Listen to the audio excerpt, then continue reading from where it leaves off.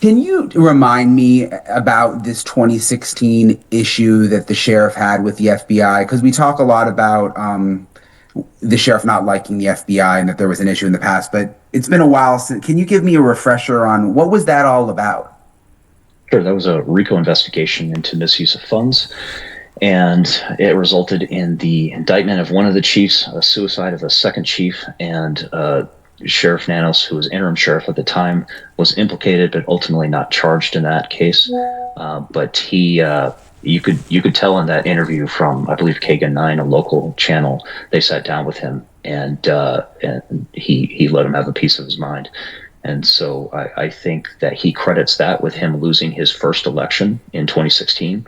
And I don't believe the sheriff has forgotten it. There's video footage from 2016, a local news interview. Sheriff Chris Nanos sits across from a reporter, and when the topic turns to the FBI, you can see it. The contempt on his face.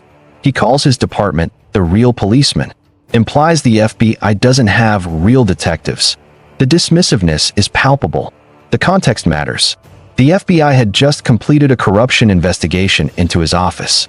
A RICO probe that resulted in one chief being indicted, another dying by suicide, and Nanos, then interim sheriff, being implicated but not charged. He lost his election that year. And according to multiple sources inside his own department, including the president of the Deputies Union, he blamed the FBI for it. And he never forgot.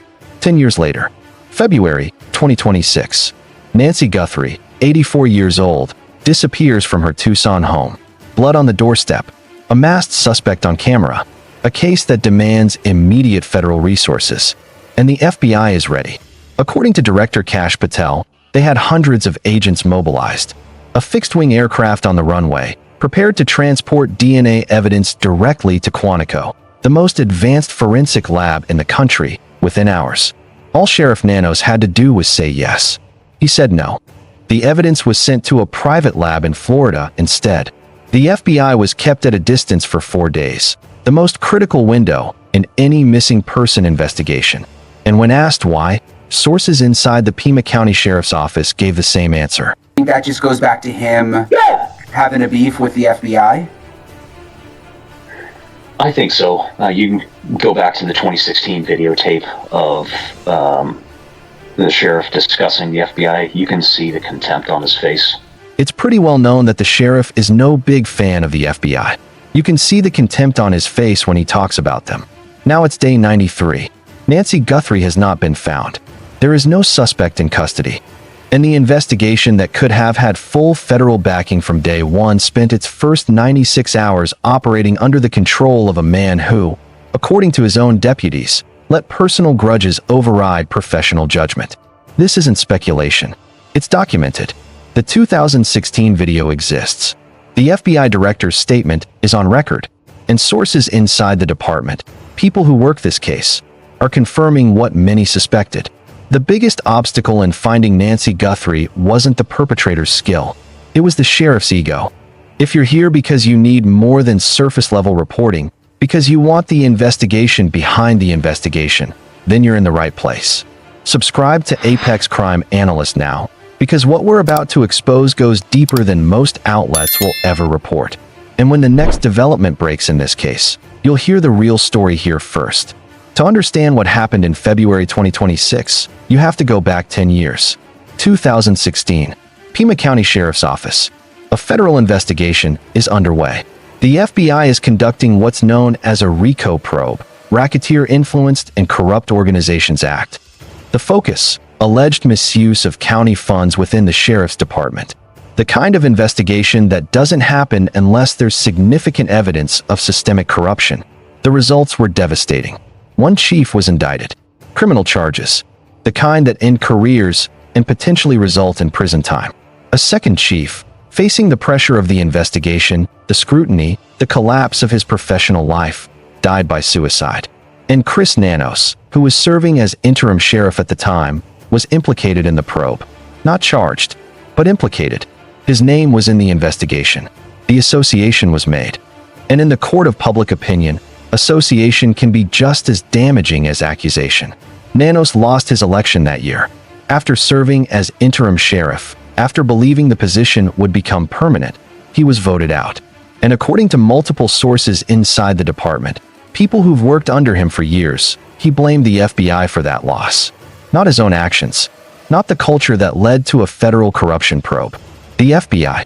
Sergeant Aaron Cross, president of the Pima County Deputies Union, confirmed this when asked directly about Nanos's relationship with the Bureau. It's pretty well known that the sheriff is no big fan of the FBI going back from 2016. I think that he credits that with him losing his first election in 2016. And I don't believe the sheriff has forgotten it. When pressed further, asked whether that grudge affected his handling of the Nancy Guthrie case, Cross didn't hesitate. In my opinion, the opinion of nearly everyone I speak to. Absolutely. This is an inference. This isn't reading between the lines. This is the union president, representing the deputies who work under Nanos, stating on the record that the sheriff's personal vendetta against the FBI directly impacted how the investigation was run. But there's more. Cross referenced the 2016 video. The local news interview where Nanos's contempt for federal law enforcement is visible. You go back to the 2016 videotape of the sheriff discussing the FBI, you can see the contempt on his face. I think he refers, I'm paraphrasing, but something to the effect of how we're the real policemen or we have real detectives. You can tell the dismissive tone in his voice. The real policeman. That phrase matters. Because it reveals something deeper than professional disagreement. It reveals disdain. A belief that federal agents, with their resources, their training, their advanced forensic capabilities, are somehow less legitimate than local law enforcement. And that belief, carried forward for 10 years, would shape every decision Nanos made when Nancy Guthrie disappeared. Cross was asked directly, "Do you think that grudge connects back to him not cooperating early on with the Guthrie case?" His answer, absolutely. So when February 2026 arrived, when an 84-year-old woman vanished from her home and the FBI immediately offered full support, Nanos wasn't making decisions based solely on what the case needed. He was making decisions based on what happened in 2016 and what he still felt about the people who investigated him. February 2026, Tucson, Arizona. A quiet residential neighborhood where violent crime is rare and neighbors know each other's routines. Nancy Guthrie, 84 years old, lived in the home she'd occupied since the 1970s. A fixture in the community, known as kind, private, devoted to her family. Her daughter-in-law is Savannah Guthrie, co-anchor of NBC's Today Show, one of the most recognizable faces in American media. Nancy had appeared on the show with Savannah multiple times over the years. Wholesome segments, family moments, the kind of content that millions of viewers loved. And then she was gone. The details of that night remain partially obscured. What we know is this: Nancy disappeared from her home. There was blood evidence at the scene, on the doorstep, suggesting violence occurred during or immediately after an abduction. Doorbell camera footage captured a masked suspect. The physical profile was clear enough for analysis. Stocky build, facial hair visible through the mask, deliberate movement. This was not a walkaway scenario. This was not a confused elderly woman wandering off. This was an abduction, with force, with planning, and with evidence left behind that could potentially identify the perpetrator. The call went out. Family arrived at the scene, and according to sources, that's where the first critical mistake occurred. The crime scene wasn't secured immediately. According to a source with direct knowledge of the investigation, the family had already been on scene for hours before detectives arrived to properly process it as a crime scene. They got to the scene late. The family had already been on scene for a few hours, and moving things, trampling things, whatever when people are going through looking for their mother. This isn't a criticism of the family. They were terrified. They were searching for Nancy. They were operating under the belief, at least initially, that she might be nearby, injured, in need of immediate help. But from a forensic standpoint, those hours were catastrophic. In cases where a perpetrator is careful, where they leave minimal physical evidence, every trace matter becomes critical. A fiber, a hair, a shoe impression, a drop of transferred DNA. And when a crime scene is walked through by multiple people before it's properly secured, those traces get contaminated, moved, or destroyed entirely. The source continued, when you're talking about a case where the perpetrator is pretty careful and doesn't leave a lot of things behind, It means you need to preserve what you have even more. But preservation didn't happen. Not immediately. And by the time the scene was treated as a crime scene rather than a search and rescue operation, critical evidence may have already been lost. Later, detectives would return to the location multiple times, not once, but several times, according to the source, trying to recover what should have been collected on day one. That pattern, returning repeatedly to reprocess a scene, suggests the initial collection was insufficient. It suggests that in the rush to search for Nancy, the work of documenting what the perpetrator left behind was delayed or compromised. And in forensic terms, you rarely get a second chance to recover what's lost in the first hours. But the contaminated crime scene was only the beginning.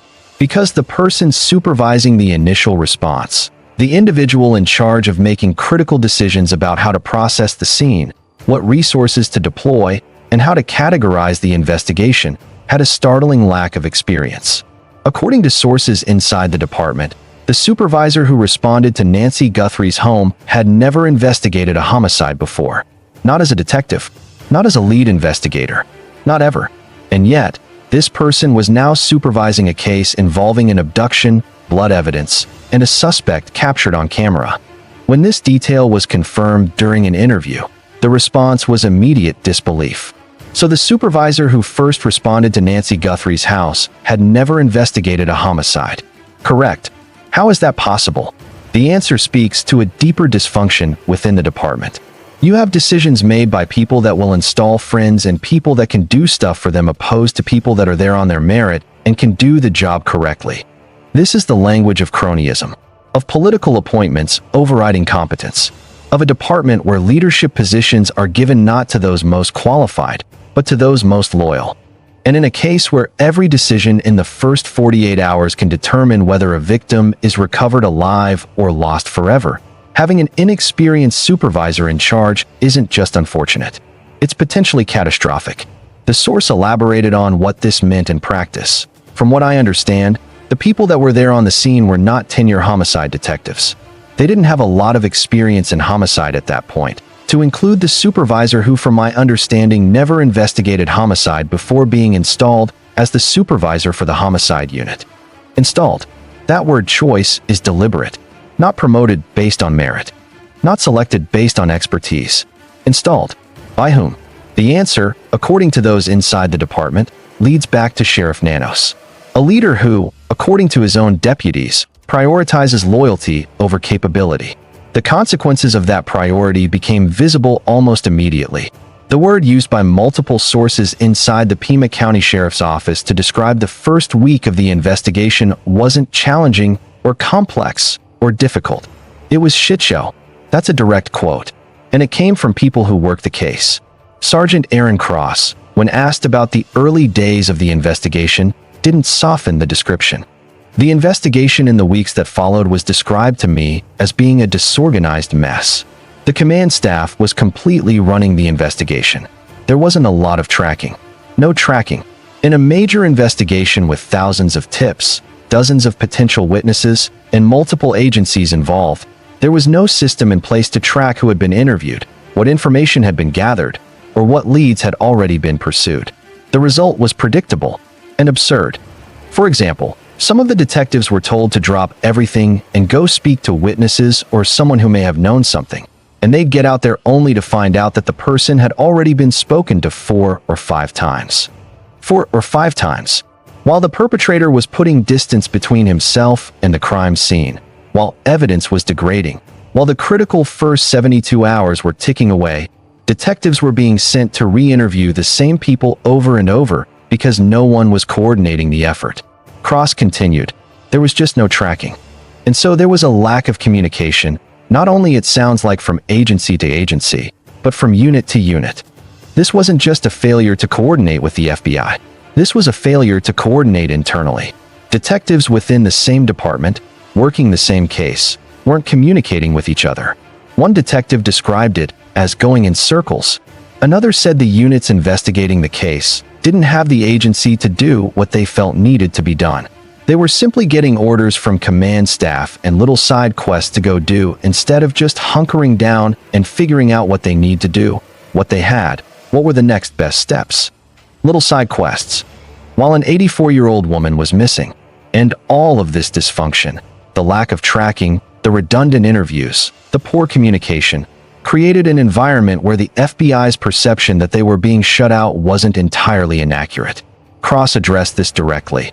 I think what happened was it was just poor communication, and their perception was probably that they were being shut out. What I gathered was that the investigation in the weeks that followed was described to me as being a disorganized mess. He continued, "It was described to me as frankly a shit show." Those are the words they used. If our own detectives aren't speaking to each other about which witnesses they've already spoken to, what chance is there for agencies that aren't even located inside the same floor in the administration building?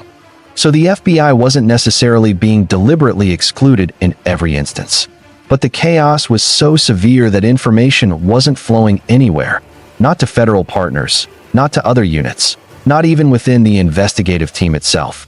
And that chaos, according to Cross and others, wasn't accidental. It was the result of leadership failure. It's just poor organization. Not a good steady hand at the wheel. The steady hand that was missing? Sheriff Chris Nanos. And this is exactly why Apex Crime Analyst exists.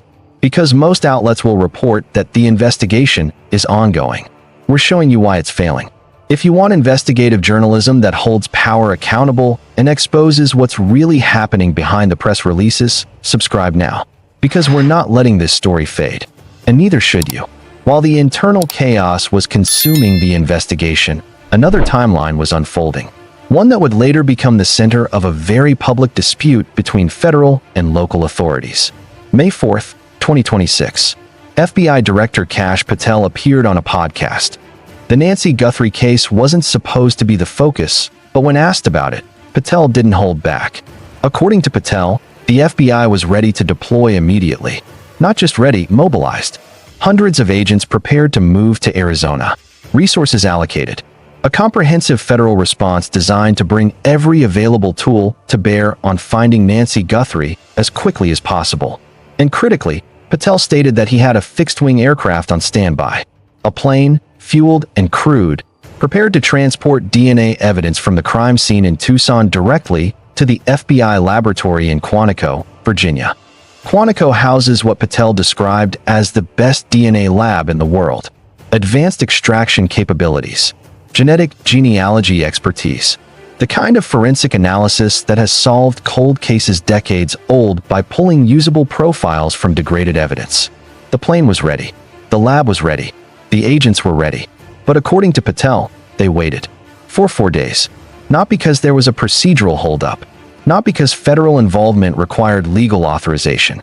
But because Sheriff Nanos didn't allow full FBI engagement during that critical initial window. Patel's claim. I had an aircraft. I had a fixed-wing aircraft ready to move it through the night. But the DNA evidence didn't go to Quantico. It went to a private laboratory in Florida, a facility the Pima County Sheriff's Office had an existing relationship with. Now, to be fair, the Sheriff's Office has pushed back on this characterization. In their public statement, they emphasized that a task force member was present from the beginning, that the FBI was notified promptly. That cooperation occurred. But presence isn't the same as deployment. And notification isn't the same as utilization. Sergeant Cross addressed this distinction when asked about the FBI's claim that they were kept out for 4 days. I think what happened was it was just poor communication, and their perception was probably that they were being shut out. Granted, I have no reason to defend the sheriff. I just want to put that out there. So I'm just calling balls and strikes. Cross's assessment. The truth is somewhere between what Patel said and what Nanos said. The FBI likely felt shut out because information wasn't being shared with them. But that wasn't necessarily because Nanos was deliberately excluding them in every instance. It was because information wasn't being shared with anyone. The internal chaos was so severe that coordination with external agencies became functionally impossible. But Cross also acknowledged something else. Something that undermines the sheriff's defense. When asked whether the sheriff's ego prevented the FBI from taking over the lead, Cross said, "The ego prevents the FBI from taking over lead. And maybe probably a delay in the formation of the task force." So even if the exclusion wasn't total, even if some FBI personnel were present, the delay in forming a proper joint task force, a delay driven by Nanos's ego, cost time. And Cross was clear about what should have happened. I think once the video was released with the perpetrator on the stoop, I think that was the time that it probably should have been decided to hand this over to the feds completely and us take a support role. When asked if he thought the case should have been handed over fully to federal control, Cross didn't hesitate. Absolutely. I mean, you heard the director in his interview. He had hundreds plural of agents ready to assist. I think we have 96 detectives. If we put every detective on this case, it still wouldn't match that amount of manpower. And I am fairly confident that they would have better tracking for the investigation than what we displayed inside. So even the union president, a man with no incentive to defend the FBI and every reason to support his fellow deputies, believes the case should have been handed over. Why wasn't it? Cross answered that too. I think that he would never relinquish this to the FBI, not without massive public pressure. Why? The sheriff's ego is difficult to describe the size of it. For days, 96 hours, the most critical window in any missing person investigation, and the resources that could have made a difference, the agents, the plane, the lab, sat unused. Not because they weren't available, because the man in charge couldn't set aside a grudge from 2016. So who is the man at the center of all of this?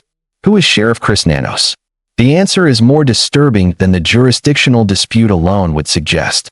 Because the issues with the Nancy Guthrie investigation aren't isolated incidents. They're part of a pattern that begins long before Nanos ever became sheriff in Pima County. It begins in El Paso, Texas. According to sources inside the Pima County Sheriff's Office, Nanos has a background in El Paso law enforcement that includes incidents serious enough that, if fully disclosed, should have disqualified him from ever becoming a police officer in Arizona. Sergeant Cross addressed this directly. When we found out from his El Paso background, he shouldn't even been a cop in Arizona ever in the first place.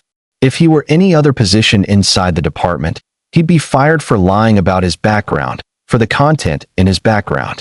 What was in that background? According to Cross, you can't be a policeman when you threaten to kill a witness against you in internal affairs and then lie about it in the internal affairs investigation and then lie on your applications. Read that again. Nanos allegedly threatened to kill a witness in an internal affairs investigation, then lied about it during that investigation, then lied on his applications to become a law enforcement officer in Arizona. And yet, he not only became a deputy, he rose to interim sheriff, lost an election, then ran again and won. How is that possible? Cross explains it as a function of a political system where elected positions don't have the same vetting standards as appointed ones. He's in a position that's unique because if he were any other position inside the department, he'd be fired for lying about his background, for the content in his background. But because he's elected, because he answers to voters rather than internal review boards, the standards that would disqualify anyone else don't apply to him. And so a man who, according to his own deputies, threatened to kill a witness and lied repeatedly to cover it up is now in charge of investigating the disappearance of an 84-year-old woman. But it gets worse. In addition to his past in El Paso, Nanos is now facing a present legal problem, one that involves, once again, lying under oath. As part of an ongoing dispute with the Pima County Board of Supervisors, Nanos was required to submit a sworn response addressing questions about his conduct and his background. Initially, according to Cross, that response was not properly notarized or sworn to as required by statute. But then Nanos filed an amended version. This time, he included an affidavit, swearing under penalty of perjury that the contents of his statement were true. The problem? According to Cross and the Deputies Union, the contents of that statement include claims that are factually not true, materially not true, and provably not true. In Arizona, swearing to something you know is false is called perjury, and perjury is a felony. Cross explained the situation. He has subsequently filed an affidavit swearing that what he sent them is true, which creates real problems for him because the content of his original communication had things in it that were just factually not true, materially not true, and provably not true. He continued, and now we have ourselves a situation where he has sworn to things that are provably not true, which in the state of Arizona is also called perjury, which is a felony. The response from the Deputies Union was swift and unprecedented. Earlier today, our union communicated to the Board of Supervisors via letter asking them at their meeting on Tuesday to refer this matter to the Attorney General for investigation for felony perjury into Sheriff Nanos. This is extraordinary.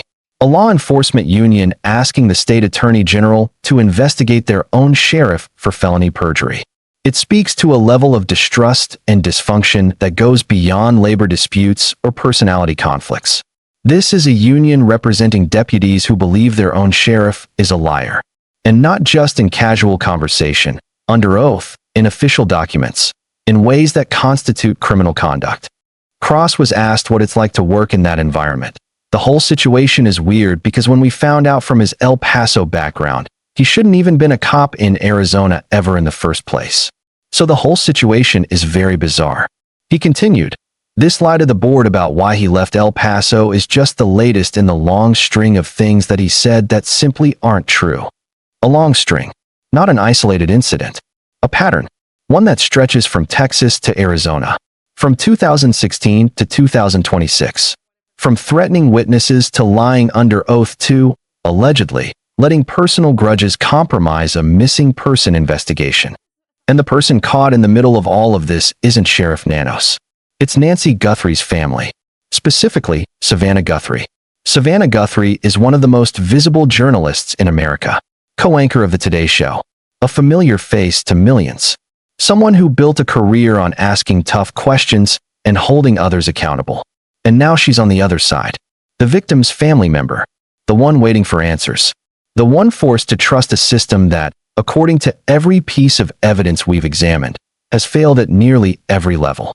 Cross was asked what he thought about Savannah's situation. I can't imagine it instills a lot of faith in her that this was handled appropriately. He added, I think if there's some solace to it, it's now in the hands of a joint task force. That would make, if I were in her position, that would make me feel better, that the task force has taken it over. But even Cross admits his preference would be different. My preference, of course, as I mentioned earlier, would be that the feds have it completely, that they're primary, and we're in a support role. But a joint task force is better than nothing. Better than nothing. That's the standard now. Not the best possible response. Not every resource being used optimally. Better than nothing. For a woman who hasn't seen her mother in 79 days, who doesn't know if she's alive, who has to navigate public grief while knowing that the investigation into her mother's disappearance was compromised from day one by ego, incompetence, and a grudge that predates the crime by a decade. Savannah hasn't spoken publicly about Sheriff Nanos. She hasn't criticized the investigation. She hasn't called for the FBI to take over. And there's wisdom in that silence. Because anything she says becomes a story. Anything she demands becomes a controversy. And in a case where the focus should be on finding Nancy, not on jurisdictional disputes, staying quiet may be the only way to avoid making things worse. But that doesn't mean she's unaware. It doesn't mean she hasn't seen the reports, the interviews, the statements from Patel, the admissions from Cross. She knows what happened. She knows what didn't happen. And she has to live with the knowledge that the first 4 days, the most critical period, were lost to a sheriff who couldn't set aside his contempt for the people who were ready to help. So where does the investigation stand now, on day 93? According to sources inside the department, there is no named suspect. No one in custody. No imminent arrest. The doorbell footage, despite providing a clear physical profile, has not resulted in positive identification.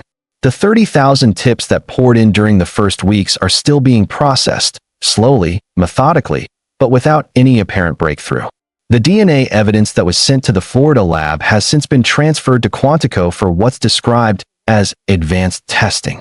Whether that's because the Florida lab couldn't extract a usable profile, or because the profile they obtained requires more sophisticated analysis, hasn't been disclosed. Genetic genealogy, the process that's revolutionized cold case investigations, is now the primary hope for identifying a suspect. But that process takes months, even under ideal conditions.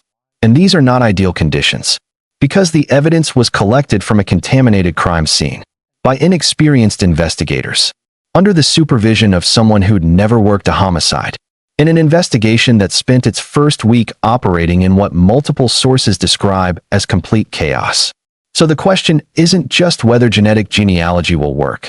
It's whether the evidence collected is even usable, whether enough was preserved, whether the delays and dysfunction of those first days left enough material to build a viable profile.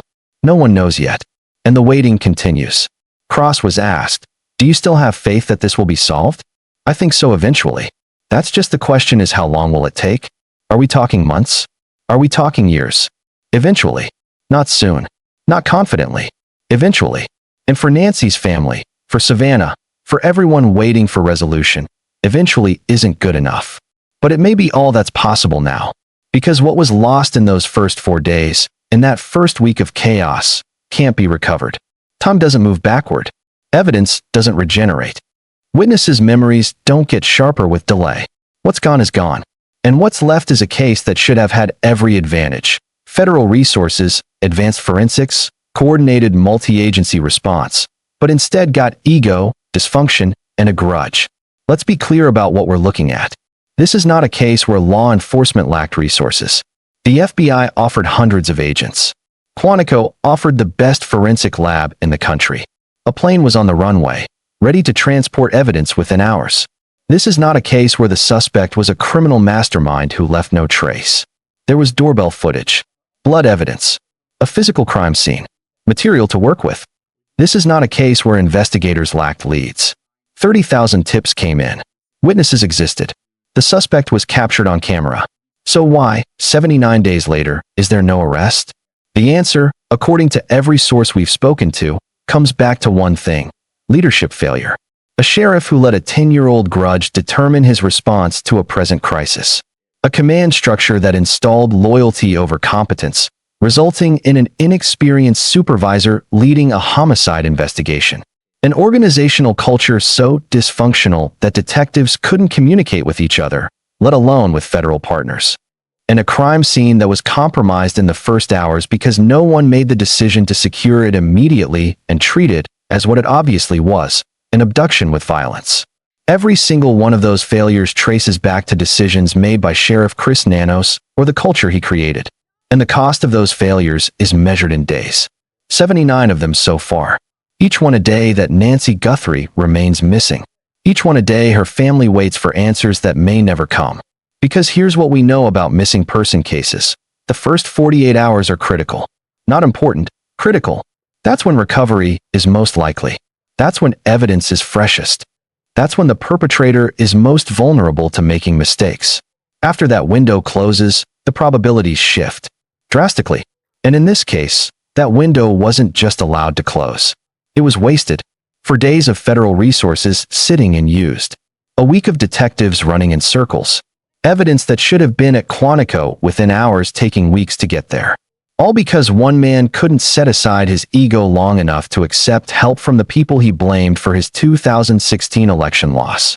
That's not speculation. That's documented. On the record. From sources inside the department who have no incentive to lie and every reason to want this case solved. The question we have to confront is this. In a case where every hour matters, where the first 48 hours can mean the difference between recovery and loss, what happens when the person in charge chooses pride over urgency? What happens when an 8-year-old grudge becomes more important than an 84-year-old life? Day 79. And we're still finding out. This is why Apex Crime Analyst will not let this story go. Because accountability matters. Because Nancy Guthrie deserves better than a sheriff who let ego override investigation. If you believe journalism should expose failure, not excuse it. If you believe power should be questioned, not protected, then subscribe now. Because we're going to stay on this case until there's resolution. And we need you with us to make sure it doesn't get buried. Click subscribe. Turn on notifications. And let's hold them accountable together. Nancy Guthrie has been missing for 79 days. Her family is in limbo. Unable to grieve because there's no confirmation of death. Unable to hope freely because the probabilities are against them. Savannah Guthrie returned to work at the Today Show. She's appeared on camera, conducted interviews, carried on with her professional responsibilities. But anyone who's experienced loss knows that the public face and the private reality are two very different things. Behind the scenes, there's a joint task force working the case. 4 or 5 detectives and a sergeant, according to Cross, now operating out of the FBI building rather than the sheriff's office. That's progress. It removes them from the direct interference of command staff. It allows them to work more closely with federal resources. But it's also an admission that the initial approach failed, that the resources and structure needed to solve this case weren't available or weren't utilized when it mattered most. The investigation continues. Tips are still being processed. The DNA analysis is ongoing. The hope, thin as it may be, is that genetic genealogy will eventually produce a name. But eventually is a long time. And for a family that's been waiting 79 days already, every additional day is agony. There are two investigations happening here. One is the investigation into who took Nancy Guthrie. That investigation is active but slow, methodical but without apparent breakthrough. The other is the investigation into why that first investigation failed. And that investigation is what we've conducted here. Because accountability doesn't just happen. It requires documentation. It requires asking uncomfortable questions. It requires putting on the record what people inside the system will only say privately. Sergeant Aaron Cross did that. He spoke on the record, knowing it could create professional consequences. He called out his own sheriff. He confirmed what many suspected but few would say publicly. The FBI director did that. Kash Patel could have stayed silent, could have maintained the facade of interagency cooperation. Instead, he stated clearly that resources were ready and weren't used. And sources inside the department, people who risked their jobs by speaking to journalists, did that. They described the chaos, the inexperience, the contaminated crime scene, the shit show. Because they know what we know, sunlight is the only disinfectant that works in situations like this. If Sheriff Chris Nanos had succeeded in keeping this quiet, if the dysfunction had remained behind closed doors, if the FBI had never spoken publicly, this case would have faded from public attention weeks ago. But it didn't, and it won't. Because Nancy Guthrie deserves an investigation that's as competent and aggressive as the resources available to conduct it. She deserves leadership that prioritizes finding her over protecting egos. She deserves a system that works. And if that system failed her, then the public deserves to know why. Day 79. The investigation continues. The waiting continues. And the questions remain. Not just who took Nancy Guthrie, but who failed to bring her home. And whether anyone will be held accountable for that failure. This is Apex Crime Analyst, where we don't just report what happened. We investigate why it happened, and why it shouldn't have happened that way. Because in cases like this, the truth isn't just about solving the crime. It's about exposing the system that let it stay unsolved. And we're not done yet.